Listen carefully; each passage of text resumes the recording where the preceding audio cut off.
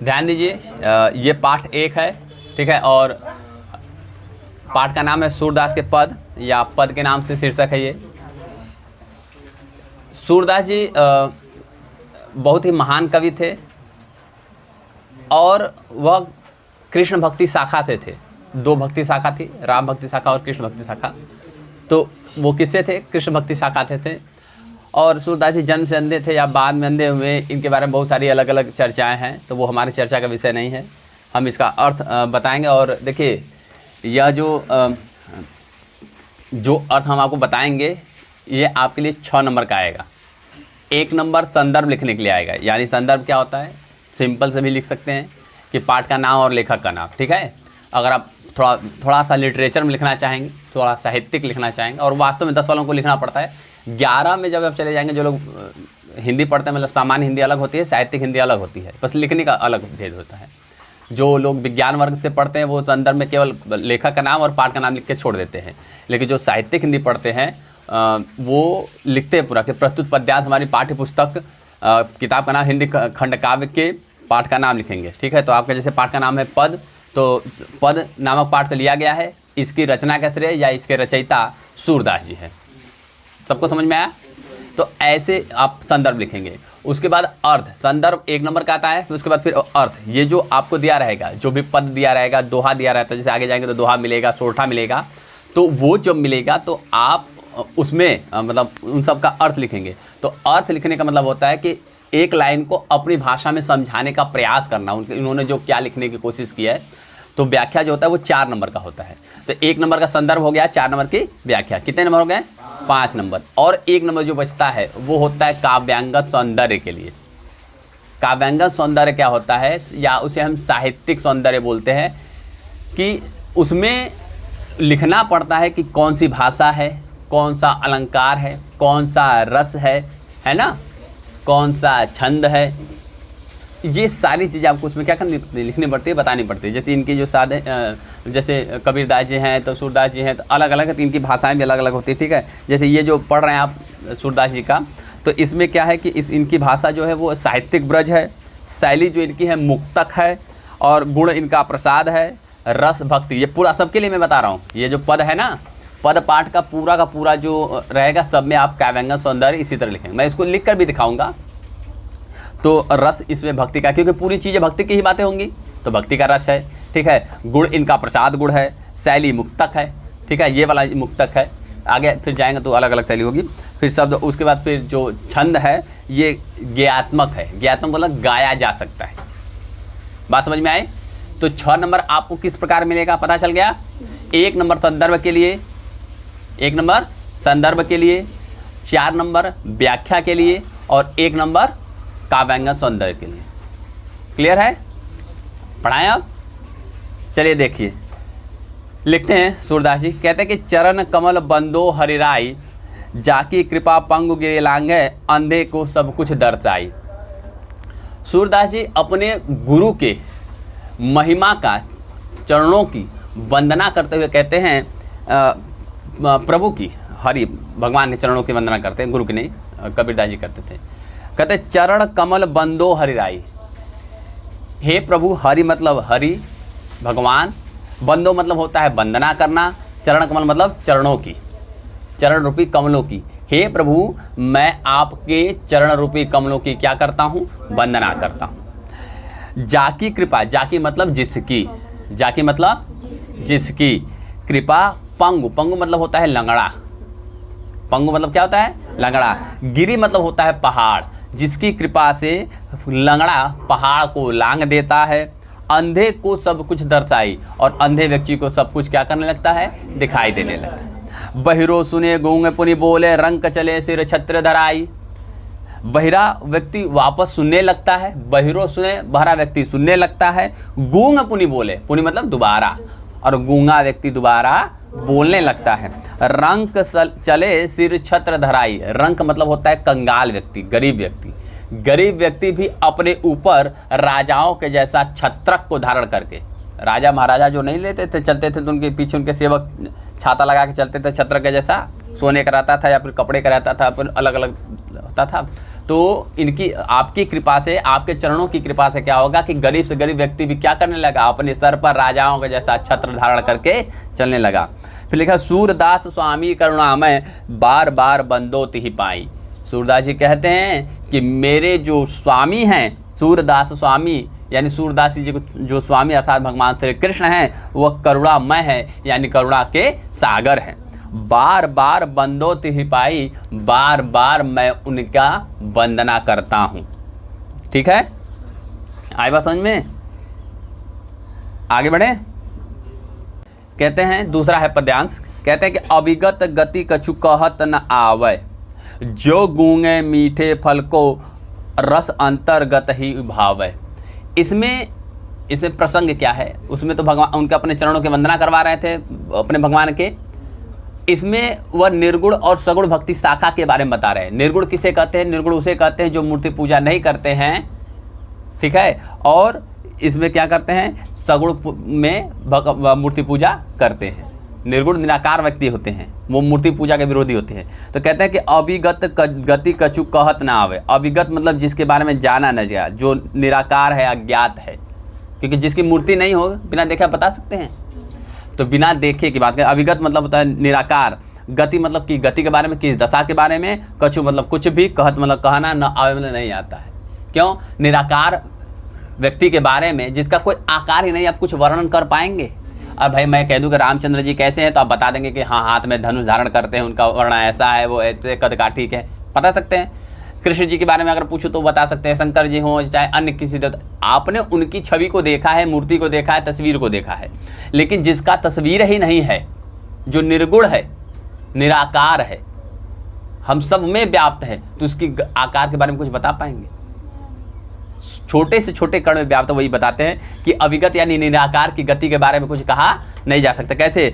ज्यों, ठीक उसी प्रकार नहीं कहा जा सकता, ज्यों गूंगे मीठे फल को, जिस प्रकार, ज्यों मतलब जिस प्रकार, गूंगा मतलब गूंगा व्यक्ति, मीठे मतलब होता है मीठा, फल को, रस को, ज्यों मतलब जिस प्रकार गूंगा व्यक्ति मीठे फल के रस को अंतर्गत ही भावे, अपने अंदर ही अंदर क्या करता है, भाता है, यानी खुश होता है, खाता, खाकर उसका स्वाद क्या करता है, अपने हृदय से ही महसूस करता है। गूंगा व्यक्ति आपको बता पाएगा कितना अच्छा लगा? गूंगा व्यक्ति बता पाएगा भाई? नहीं। तो बस उसी गूंगे व्यक्ति के समान ही है किसकी गति? अविगत की गति यानी निराकार की गति। फिर कहते हैं परम स्वाद सब ही सुनिरंतर अमित तोष उपजावे। वह परम स्वाद को, वह जो है निराकार की जो गति है ना, वह परम स्वाद को अंतर ही अंतर क्या करता है, लगातार उस परम स्वाद का, गूंगा व्यक्ति उस स्वाद को अंदर ही अंदर क्या करता है, लगातार उत्पन्न करता है और अमित तोष उपजावे। अमित तोष का मतलब होता है कि वह अमृत के जैसे, अमित मतलब अत्यधिक, तोष मतलब होता है संतोष, रत्न, अत्यधिक संतोष रत्न को क्या करता है, अंदर ही अंदर उपजाता है। ठीक, कौन? गूंगा व्यक्ति ना, उसी तरह जैसे गूंगा व्यक्ति उपजाता है, उसी तरह जो व्यक्ति निराकार होते हैं वो अंदर ही अंदर सब क्या करते हैं, इन सब जो निराकार की पूजा करते हैं, पार ब्रह्म परमेश्वर का प्राप्त करते हैं, वो किसी को बता नहीं पाते हैं, वह अंदर ही अंदर उस लाभ को, उस सुख को क्या करते हैं, प्राप्त करते हैं। फिर कहते हैं मन बानी को अगम अगोचर। मन माने मन और बाणी माने बाणी। मन मतलब मस्तिष्क या दिमाग, जो मन से भी क्या है, दुर्गम मतलब जहाँ न जाया जा सके, और वाणी मतलब बातों से, यानी जिसके बारे में वाणी से वर्णन न किया जा सके और जिसके पास मन से भी सोचा न जा सके, जो मन से भी दूर है और वाणी से भी उसका वर्णन नहीं, अगम है। और अगोचर, अगोचर मतलब होता है दिखाई न देने वाला, जहां हम पहुंच नहीं सकते, न मन से पहुंच सकते, न वाणी से पहुंच सकते। जैसे समझिए मैं अमरनाथ नहीं गया तो मैं वर्णन कर सकता, रास्ते में जाएंगे तो आपको बर्फ वगैरह मिलेगा, क्योंकि किसी से मैंने सुना है तब ने वर्णन किया, कोई गया है देखा है तब ने वर्णन किया। लेकिन अब निराकार व्यक्ति, निराकार जो शाखा है उसके बारे में कोई नहीं जानता, जो प्राप्त करता वही जानता है। आगे लिखा अगला लाइन में, फिर कहते हैं सो जाने जो पावे, ये वही जानता है जो पा जाता है। अगर मैं आपसे कहूं कि कक्षा 10 में पास होने के बाद कैसा लगता है तो आप बता पाएंगे? आप बस दूसरों का सुना हुआ बता पाएंगे। ये वास्तविक सुख, वास्तविक प्रसन्नता कैसी मिलती है, ये आप स्वयं जब पास होंगे तब प्राप्त होगा। सही बात है? एकदम उसी तरह है कि निराकार की गति भी उसी प्रकार है कि जो व्यक्ति प्राप्त करता है उसी को ही वो क्या होता है, समझ में आता है, और बाकी सबके लिए क्या है, दूर है। न उससे मन से पहुंचा जा सकता है, न वाणी से पहुंचा जा सकता है, न उसे देख सकते हैं आप। फिर कहते हैं कि रूप रेख गुण जाति जुगति विभु। ये प्रमुख लाइन है, थोड़ा ध्यान दीजिएगा। रूप मतलब जिसका कोई रूप हो, रेख मतलब आकार, गुण मतलब गुण, कैसा गुण है उसका, जाति मतलब उसकी कोई जाति है, कौन सी जाति है, जुगति मतलब युक्ति उपाय, बिनु मतलब बिना, यानी जिसके पास बताते हैं कि न तो जिसका कोई रूप है, भाई उसका रूप है कोई नहीं है, कहते हैं कि न तो उसका कोई रूप है, न ही रेख मतलब आकार, रेख मतलब क्या होता है आकार, न तो उसका कोई आकार है, न तो कोई गुण है। गुण का मतलब कौन से गुण का भाई है, गुण का मतलब होता है जैसे कि जैसे रसों में श्रृंगार रस है, ठीक है, भक्ति रस है, अलग अलग रस है ना, तो कौन से गुण से वो तात्पर्य है। वैसे गुण 3 होते हैं, ठीक है, तमोगुण, रजोगुण, सतोगुण, तो कौन से गुण को प्राप्ति करना चाहता है। और जाति मतलब उसकी कोई जाति नहीं, और जुगति मतलब कोई उपाय नहीं, बिनु मतलब बिना, निरालंब कित धावे, धावे मतलब भागना, जिसके बारे में न तो ये पता है कि वह दिखता कैसा है, मतलब न तो वह न तो उसका कोई रूप है, न आकृति है, न ही उसके कोई गुण का हमें ज्ञान है, और हम उसे प्राप्त कर सके ऐसा कोई उपाय भी नहीं है, और बिना किसी आधार के, निरालंब बिना आधार के, कुछ तो पता रहता तब ना हम उनके पास पहुंच पाते, कुछ ही पता नहीं है तो हम निरालंब कित धावे, बिना आलम के कहाँ कहाँ दौड़ेंगे। जैसे हम आपको कह दें कि हमें बनारस जाना है और आपने जीवन में कभी बनारस नहीं देखा, केवल नाम सुना कि बनारस है, अब मैं यहीं से कह दूं कि आप जाइए बनारस, आपको पता नहीं कि कौन सी दिशा में है, किधर है, क्या करेंगे बिना आलम। क्या पता चला कि उत्तर दिशा में बनारस है, आप दक्षिण में दौड़े जा रहे हैं, तो जाएंगे तो मिल जाएगा बनारस, आपको नहीं मिलेगा। पूरब में जाएंगे थक जाएंगे, तो बिना आलम के कहाँ कहाँ दौड़ेंगे। अब सूरदास जी कहते हैं कि सब विधि अगम विचार ही ताते, सभी विधियों के द्वारा विचार करके, सभी विधि मतलब सभी प्रकार से, अगम मतलब न जाने योग्य, यानी जिसे पाया न जा सके वो अगम होता है। गम मतलब जिसे पाया जा सके, गमनीय, गम धातु से बनता है, गच्छति गच्छता गच्छन्ति संस्कृत का है। अगम जहाँ जाया न जा सके, विचार ही मतलब विचार करके, सभी विधियों से विचार करके जो पहुँचने योग्य नहीं है। और सूर सगुण पद गावे, सूरदास जी सगुण पद का गान करते हैं। यानी सूरदास जी कहते हैं कि जब मैंने सभी विधियों से विचार कर लिया कि निर्गुण को प्राप्त नहीं कर सकते, उसको प्राप्त करने का कोई उपाय नहीं है, तो इसलिए मैं किस पद का, सगुण पद का गान करता हूँ, अर्थात मैं मूर्ति पूजा क्या करता हूँ, करता हूँ। तीसरा पद्यांश है, लिखते हैं पहले प्रसंग, देखिए मैं संदर्भ तो वही रहेगा, प्रसंग के बारे में सबसे बताता हूँ। इसमें प्रसंग का कोई अलग से नंबर नहीं मिलता, मैं पहले बता दूं, लेकिन प्रसंग लिखने से जो आपका एग्जामिनर होता है ना, उसके जो परीक्षक होता है, जो परीक्षा लेता है आपकी, या जो काफ़ी जांचेगा आपका, तो उसके ऊपर एक प्रभाव पड़ता है कि नहीं बच्चे के पास लिटरेचर ज्ञान है, साहित्यिक ज्ञान है कि नहीं, प्रसंग बता सके। प्रसंग क्यों बताया जाता है, प्रसंग इसलिए बताया जाता है ताकि आप समझ पाएँ कि यह किसके बारे में है, ठीक है। प्रसंग का मतलब पूरे अर्थ का 2-4 लाइन अपने से लिख दीजिए। जैसे ये पूरे जो मैं पद्यांश तीसरा पढ़ाऊंगा आपको, तो इसमें क्या बात कही गई इसके बारे में है। तो प्रसंग क्या है, इसमें प्रसंग यह है कि भगवान श्री कृष्ण बाल छवि में कैसे दिखते थे, कितने सुंदर थे, क्या थे, उनका वर्णन करते हैं। तो मतलब इसमें उनके बचपन के बारे में बात की गई, यही प्रसंग है। आएगा समझ में ना। कुछ लोग प्रसंग के लिए बड़ा परेशान रहते हैं, प्रसंग ज़्यादा कोई बड़ी बात नहीं है। कहते हैं बड़ी सुंदर बात है, कहते हैं कि किलकत कान घुटुरवनी आवत। किलकत मतलब किलकारी मारते हुए, कान मतलब कान्हा जी अर्थात भगवान श्री कृष्ण, घुटुरवनी मतलब होता है घुटनों के बल, आवत मतलब आ रहे हैं। कहते किलकारी मारते हुए भगवान श्री कृष्ण घुटनों के बल क्या कर रहे हैं, आ रहे हैं। मणिमय कनक नंद के आंगन बिंब पकड़ बै धावत। मणिमय मतलब मणि से युक्त, कनक मतलब सोना, मणि और सोना से युक्त नंद के आंगन, नंद मतलब बाबा नंद, बाबा नंद के सोने और मणियों से युक्त आंगन में, बिंब मतलब परछाई, पकड़ में मतलब पकड़ने के लिए, धावत मतलब दौड़ते हैं। भगवान श्री कृष्ण अपनी ही परछाई को पकड़ने के लिए क्या करते हैं, दौड़ते हैं। कहाँ दौड़ते हैं, नंद बाबा के मणि और सोने युक्त आंगन में। फिर कहते कबहू निरखी हरि आ हरि आप उछा को, और करसो पकड़न चाहत।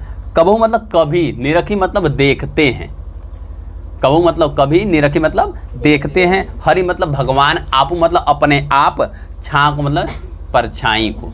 कभी भगवान अपनी परछाई को देखते हैं, और कर मतलब हाथ, सौ मतलब से, पकड़ा मतलब पकड़ना चाहते हैं। कभी वो अपनी परछाई को देखते हैं और उसे क्या करना चाहते हैं, हाथ से पकड़ना चाहते हैं। और किलकी हसत राजत द्वय दतिया और पुनि पुनिति अवगाहत, किलकारी मारकर, किलकी मतलब किलकारी मारकर, हसत मतलब हंसते हैं। जब वह किलकारी मारकर हंसते हैं तो राजत मतलब होता है सुशोभित होती है, द्वय मतलब दो। जब किलकारी मारकर वो हंसते हैं तो दो दांत क्या होते हैं, दतियां राजत यानी सुशोभित होती है, दिखाई देती है, वो बड़ी ही सुंदर लगती हैं। और पुनि पुनिति अवगाहत, और बार बार वो क्या करते हैं, अवगाहत मतलब होता है कि दिखलाते हैं, वो बार बार उसी दांत को दिखाते हैं। जैसे छोटे बच्चे होते हैं ना, अगर आप उन्हें खिलाएंगे तो एक क्रिया को दोबारा करेंगे तो वो बार बार हंसेंगे, और जब हंसेंगे तो आगे वो उनके दो दांत होते हैं जो दिखाई देते हैं, अच्छे लगते हैं कि नहीं। फिर कहते हैं कि कनक भूमि कर पग छाया, कनक मतलब होता है सोने, भूमि मतलब भूमि, सोने की भूमि पर, कर मतलब हाथ, पग मतलब पैर, सोने की भूमि पर हाथ और पैरों की छाया, यह उपमा एक राज थी।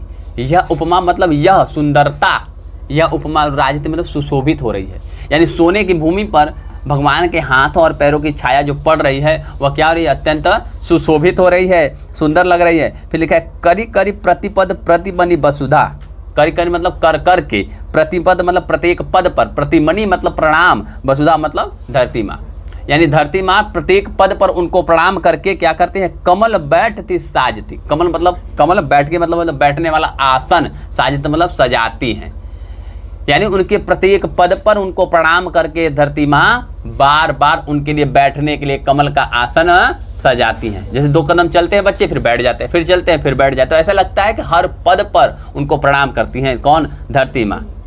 आपको याद होगा उसमें एक वर्णन रहता है, धरती माँ कहते हैं कि प्रभु दुनिया भर के लोग आपको देने के लिए बहुत सारे भेंट देते हैं, नैवेद्य देते हैं, मेरे पास तो इन मिट्टी और पत्थरों के सिवा कुछ भी नहीं है। तो श्री कृष्ण भगवान उसी को ही प्रेम, जानते भक्ति में उनके डूबे रहते हैं और कहते हैं कि हमें मुझसे कहीं भक्त हमें प्रेम से जो खिला दे, कहते हैं कि ये तो सबसे अच्छा है, और वो तो क्या करते हैं, उस मिट्टी को लेकर अपने मुख में खा लेते हैं, कहते हैं यही आपके लिए मैं कर सकता हूँ। तो वही कह रहे हैं कि करी करी प्रतिपद प्रतिबंधी वसुधा, यानी प्रत्येक पद पर उनको प्रणाम करके धरती माँ यानी धरती उनके बैठने के लिए कमल का आसन सजाती हैं। बाल दशा सुख निरखी जसोदा, बाल दशा मतलब इन बाल दशाओं को, इन बाल क्रीड़ाओं को जो अभी तक बताया हमने, इन बाल क्रीड़ाओं को, दशा को यानी दशाओं को, सुख को देखकर, निरखी मतलब देखकर, यशोदा मतलब यशोदा, यशोदा इन बाल क्रीड़ाओं के सुख को देखकर पुनः पुनिरंद गाहत, बार बार नंद को बुलाती है और उन्हें भी दिखाती है, नंद बाबा को भी कहती है कि देखिए कितना सुंदर लग रहा है हमारा बालक, यानी अंदर ही अंदर खुश होती हैं। कोई भी है माँ अपने बालक को देखकर खुश होती है। फिर कहते अचरा तरलय ढाकी सूर्य के प्रभु को दूध पियावती, और इसके बाद क्या करती हैं कि अचरातर उनको ढक लेती है और उन्हें क्या करने लगती है, सूर्य के प्रभु अर्थात भगवान श्री कृष्ण को दूध पिलाने लगती हैं। चौथा पद ध्यान से लिखते हैं, मैं अपनी सब गाय चरे हूँ। अब श्री कृष्ण भगवान थोड़ा सा बड़े हो गए हैं। प्रसंग क्या है, प्रसंग है इसमें, देखिए प्रसंग पर थोड़ा ध्यान दीजिएगा। प्रसंग यह है कि सभी बालकों को, ग्वाल बालों को जब भगवान श्री कृष्ण गाय चराते हुए जाने देखते हैं तो अपनी मैया से हट कर बैठते हैं, जिद कर बैठते हैं कि हम भी अपनी गाय चराने जाएं। बड़ा आनंद आएगा इस पद में, फिर आगे वाले पद को देखिएगा। तो यह प्रसंग क्या है कि अपनी मैया से वह जिद करते हैं कि मैं भी गाय चराने जाऊंगा। क्या हट करते हैं, कहते हैं मैं अपनी सब गाय चरे, हे मैया मैं अपनी सब गायों को क्या करूंगा, चराऊंगा। अब जानते हो यदुवंशी थे, यदुवंशी भाई पशुपालक होते हैं, तो उन्होंने अपने गाय को पाल रखा था नंद बाबा ने, तो उन्होंने कहा कि अब हमारे, मैंने बताया ना चारागाह वगैरह होते हैं, तो लोग जाते थे अपना गाय दे देते थे। कुछ लोग, कुछ चरवाहे होते थे, वो व्यापार करते थे कि आपकी गाय चराएंगे पूरे महीने भर और आपसे कुछ धन ले लेंगे, ठीक है ना। जैसे मजदूर वगैरह कार्य करते हैं तो हर महीने नहीं, जैसे नौकर होते हैं घर में आकर काम, बर्तन वर्तन धोने का ये सब काम करते हैं तो हर महीने उनको कुछ ना कुछ दिया जाता है। उसी तरह वहाँ गोकुल में चरवाहे थे जो सबके मवेशियों को चराते थे, तो हर महीने उनसे कुछ तनख्वाह स्वरूप या पारितोष स्वरूप लेते थे। तो ये अपना जिद कर ले कि मैं अपनी गायों को चराऊंगा। क्या करूंगा, मैं अपनी सब गाय चराऊँ, हे मैया मैं अपनी सब गायों को चराऊंगा और कोई नहीं जाएगा, मैं जाऊंगा चराने। क्यों, प्रातः होत बल के संग जय हो, तेरे कह न रहे हो। प्रातः होत मतलब प्रातः होते ही, सुबह होते ही, बल मतलब बलदाऊ भैया के मतलब के संग जय हो। प्रातः होते मैं क्या करूंगा, बलदाऊ भैया के साथ चला जाऊंगा और तेरे कह न रहो, तुम्हारे कहने से रुकूंगा नहीं। हर बार मना लेते अब की नहीं रुकेंगे, मैं सुबह होते ही क्या करूँगा, बलदाऊ भैया के साथ चला जाऊँगा और तुम्हारे कहने से रुकूंगा नहीं। और ग्वाल बाल गायन के भीतर नैकहु डर नहीं लागत, मुझे ग्वाल बाल और गायों के भीतर एक बार भी डर नैकहु न एकहु, एकहु न एकहु मतलब एक बार भी नहीं। डर लागत मतलब डर लगता है, यानी गायों और ग्वाल बाल के संग के बीच में मुझे एक बार भी डर नहीं लगता है। आज न सो नंद दुहाई रैनी रहोगे जागत, आज मैं नंद बाबा, आज न सोवो, सो मन सोना, नंद दुहाई, दुहाई मतलब कसम, नंद बाबा कसम खाता हूँ मैं आज रात भर सोऊंगा नहीं। और रैनी रहोगे जागत, रैनी मतलब रात, रहोगे मतलब रहूँगा, जागत मतलब जागते, आज रात भर मैं जागता रहूँगा, मैं नंद बाबा कसम खाता हूँ। ठीक है। और ग्वाल सब गाय चरे हों, मैं घर बैठे रहूं, और सभी ग्वाल यानी ग्वाले गाय को चराएंगे और मैं घर बैठा रहूँगा। सूर्य श्याम तुम सोई रहो, अब प्रातः जान में दे हूँ। इन सब बातों को सुनकर ये सोचा कि अच्छा ठीक है, सूर्य श्याम कि हे श्याम, हे कान्हा तुम सो जाओ, अच्छा ठीक है बात तुम्हारी मान गई मैं, अच्छा ठीक है तुम सो जाओ, अब प्रातः होत में जाए, सुबह हो जाएगा मैं जगा दूंगा, तुम चले जाना, ठीक है तुम्हारी बात मैं समझ गई, अब तुम सो जाओ, प्रातः होते ही सुबह होते ही मैं तुम्हें जगा दूंगा, तुम चले जाना गाय चराने, ठीक है। सुनिए अब इसमें प्रसंग क्या है, ज़्यादा बच्चे हैं भाई हट करते हैं, तो अब इसमें प्रसंग में कह रहे हैं कि अब गैया हम नहीं चराएंगे। देखिए क्या हो गया भैया कि काहे गाय नहीं चरा, अभी पिछले वाले में आपने देखा जिद कर रहे थे कि अब हम गाय चराएंगे, सब लोग गाय चराएंगे, मुझे डर भी नहीं लगता है। तो बच्चों की भाई है मनोदशा है, वात्सल्यता के अंदर है। कहते कि मैया हो न चरई हो गाय, हे मैया मैं अपनी गाय चराऊंगा नहीं। क्यों नहीं चराऊंगा कि सिगरे ग्वाल घिरावत मोसो मेरे पाई पिराई, कि सिगरे मतलब सभी, ग्वाल मतलब ग्वाले, घिरावत मोसो ग्वाले मुझसे शायर गायों को क्या करते हैं, घिरावत मतलब घिरवाते हैं, इकट्ठा करवाते हैं, मतलब जंगल में गाय को छोड़ देंगे तो दूर दूर चली जाएंगी, तो इनसे कहते जाओ सबको इकट्ठा करके लाओ, सब जाते हैं डंडा लेकर सब गायों को क्या करते हैं इकट्ठा करके लाते हैं। और मेरे पाई पिराई, पाई मतलब पैर, पिराई मतलब दर्द करने लगता है। अब इतने गायों को मैं इकट्ठा करूँगा दौड़ दौड़ के, तो मेरे पैर को क्या करने लगता है, दर्द होने लगता है, इसलिए मैं गाय चराने नहीं जाऊँगा। फिर कहते हैं जोब न पतियाओ पूछ बलिदाऊँ अपनी सौंह दिवाई, ज्यो न पतियाऊँ, पतियाऊँ मतलब होता है यकीन करना, विश्वास करना, कहते बात पतियाना जानते हैं ना, तो अगर आप मेरी बातों का यकीन नहीं करते तो पूछिए बलदाऊ, बलदाऊ भैया से पूछिए, अपनी सौ दे, अपनी कसम देकर, अगर आप मेरी बातों का यकीन नहीं करती हैं, विश्वास नहीं करती हैं, तो बलदाऊ भैया को अपनी कसम देकर पूछ लीजिए। और यह सुनी माई जसोदा ग्वालिन गारी देती रिसाई, रिसाई मतलब खिंच जाना, गुस्सा हो जाना। यह सुनी मतलब यह सुनकर मैया यशोदा ग्वालिन मतलब ग्वालों को गाली मतलब गाली देने लगती हैं। जब ये सुनती हैं कि मेरे लल्ला को ये सब क्या करते हैं, सारे गायों के साथ इतना मेहनत करवाते हैं, दौड़ाते हैं, तो सारे ग्वालों को वो गाली देने लगती हैं और खिंच जाती हैं, गुस्सा हो जाती है, दुखी हो जाती हैं।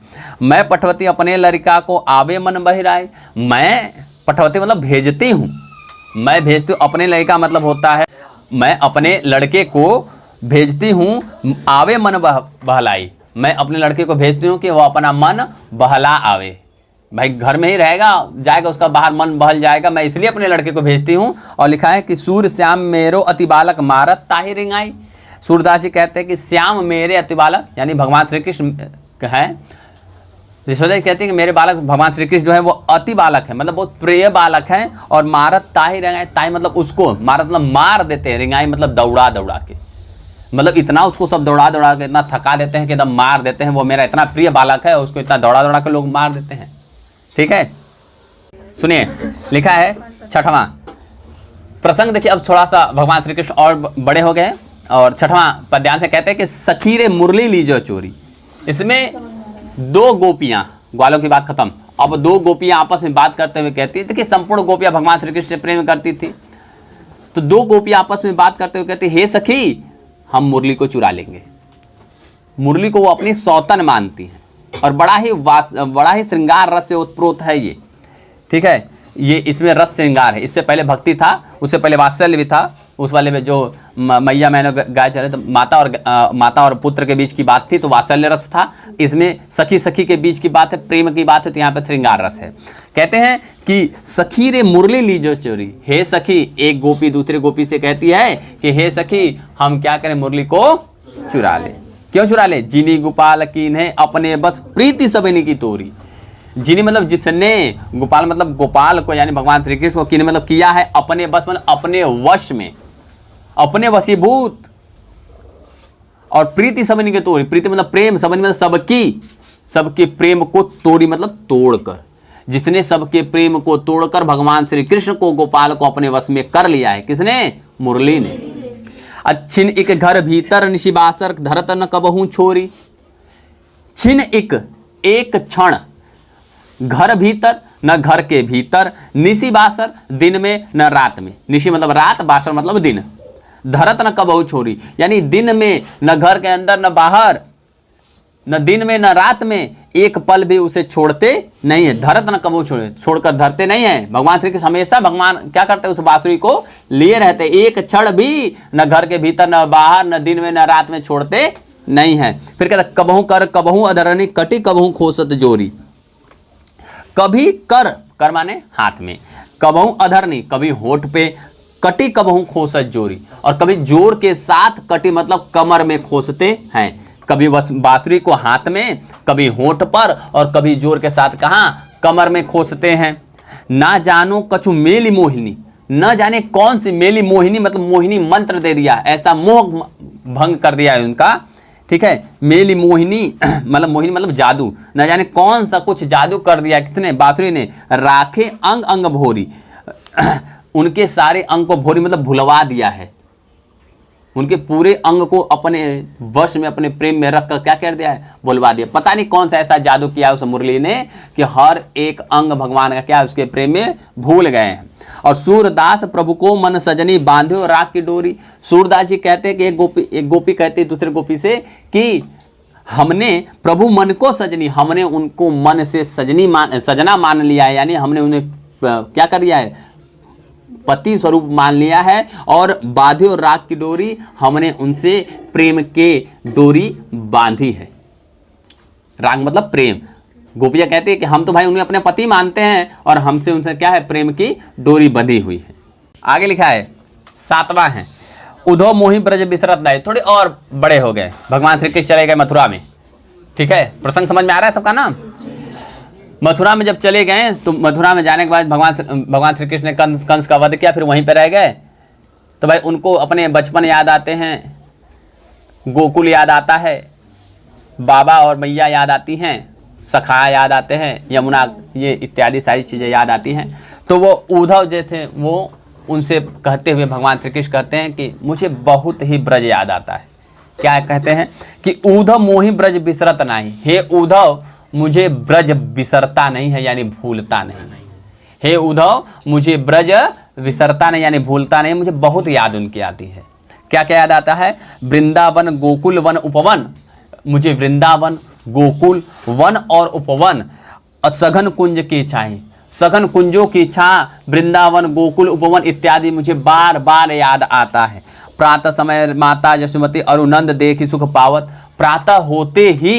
प्रातः के समय माता यशोमती, मैया यशोदा, और मतलब और प्रातः होते ही मैया यशोदा और नंद बाबा को देखकर सुख पावत, जो मैं सुख प्राप्त करता था वह सुख भी मुझे भूलता नहीं है।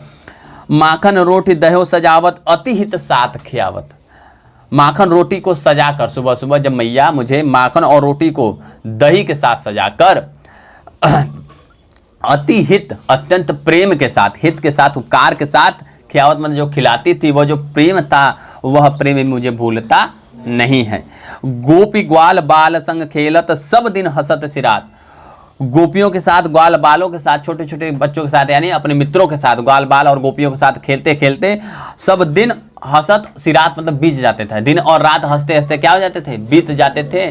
वो भी मुझे भूलता नहीं है कि हम कैसे एक दिन में दिन भर हंसते खेलते रहते थे गोपियों के साथ, ग्वाल बालों के साथ, और पूरा दिन खेलते रहते थे, पूरा दिन रात बीत जाता था, कब पता ही नहीं चलता था। वो भी मुझे भूलता नहीं है। और सूरदास धन्य धन्य ब्रजवासी। सूरदास जी कहते हैं कि धन्य है वो ब्रजवासी, धन्य धनी मतलब धन्य है वो ब्रजवासी, और जिनसो हित जदुतात, यानी जिनके हित के बारे में, जदुतात मतलब श्री कृष्ण, यदुतात है, ठीक है, जदुतात जिनके हित के बारे में भगवान श्री कृष्ण स्वयं सोचते हैं, जिनकी चर्चा पूरी दुनिया उनको याद करती है, और वह स्वयं जिनको याद करते हैं वह ब्रजवासी क्या है, धन्य।